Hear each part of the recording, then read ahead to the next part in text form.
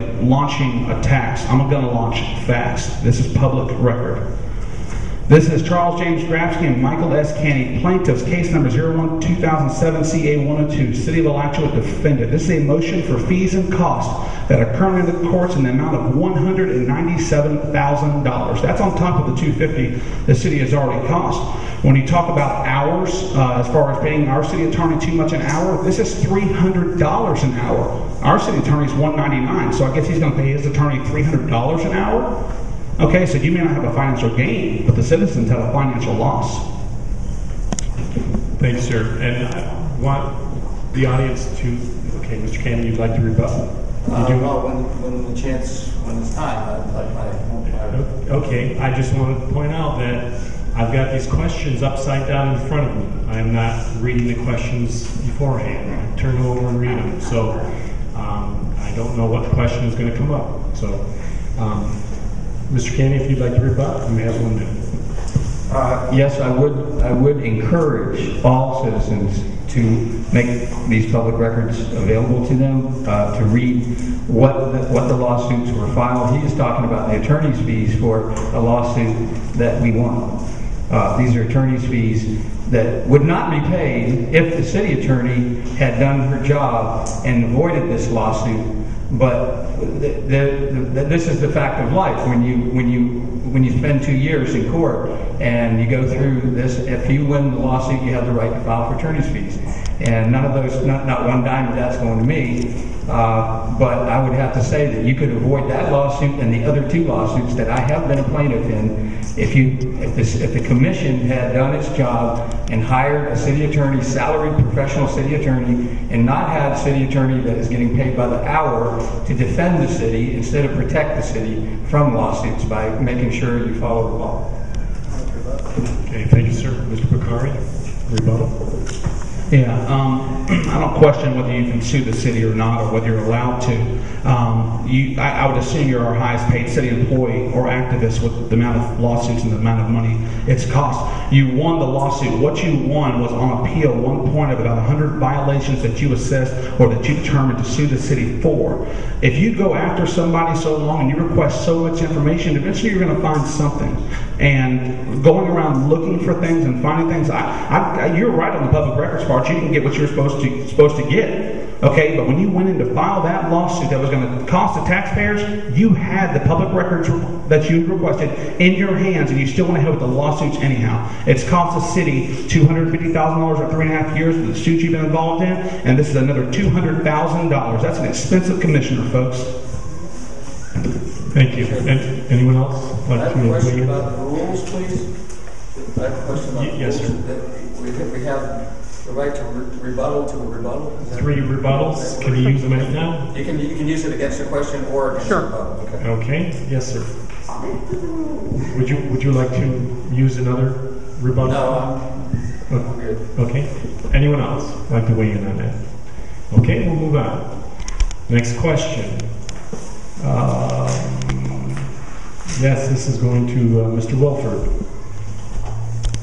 What would you do to ensure the protection of the area's water supply from both contamination and outside interests working to gain access to it?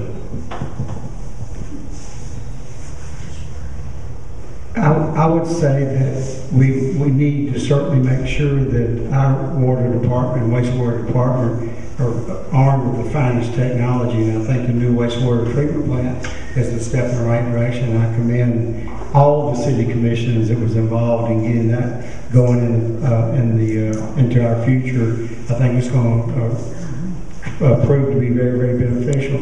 I think the holding businesses accountable. I think holding people accountable for anything that they do that is not in compliance with contaminating the aquifer.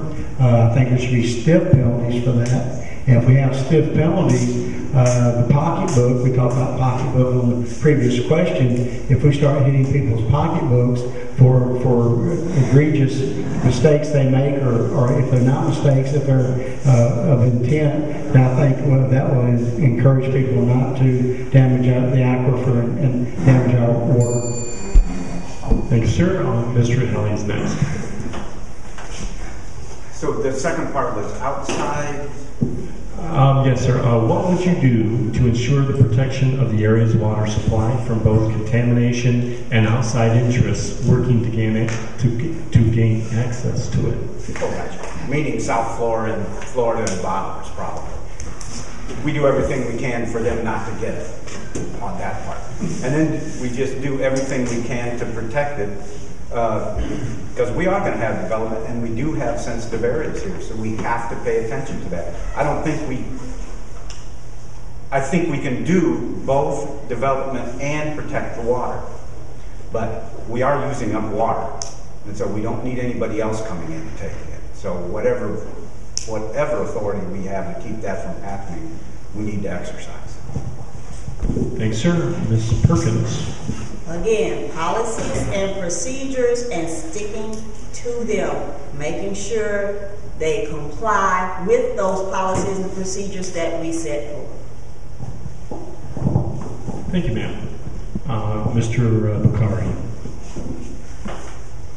I agree. I'm not for people coming and pumping our water out. Once again, like I said earlier about trees, and these are natural resources, and I'm not for pumping them out of here. Sooner or later, we won't have any left. And I would happen to agree with the other candidates that have spoken on this issue. Thank you. Thanks, sir. Mr. King.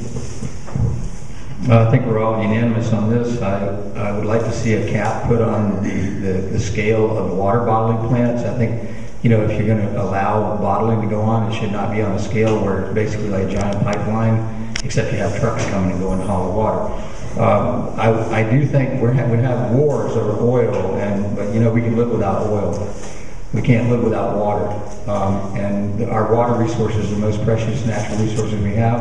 I think the protections we have are good, but they're not good enough, given the fact that development is coming our way, and growth, whether it's smart growth or otherwise, it's going to have a threat. It's going to pose a threat to our water, and you can't clean up aquifers very well after they've been contaminated. There are aquifers in this country that have been contaminated permanently because they wouldn't listen to people who said, we need to protect the water. So I think we have a chance here to still put the kind of protections in place and take care so that we're not talking about a disaster down the road that we have to clean up, like the Everglades situation.